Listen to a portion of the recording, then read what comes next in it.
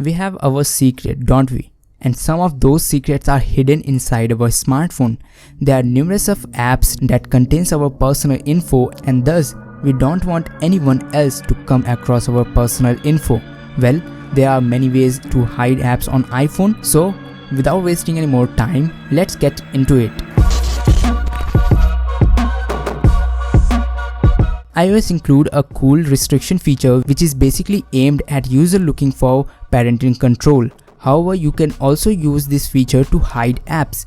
To enable it, you can head to iOS settings, then general and restriction. Here, tap on enable restriction, then you will be required to enter a restriction passcode. Once you have entered the passcode twice, the restriction feature will be enabled. Then you can just disable the toggles for stock apps like Safari, Camera, Siri, FaceTime, App Store, Podcast, etc. To hide third-party apps, scroll down and in the allowed content section, go to the app. Here you can hide all the third-party apps, or you can hide apps based on their age ratings.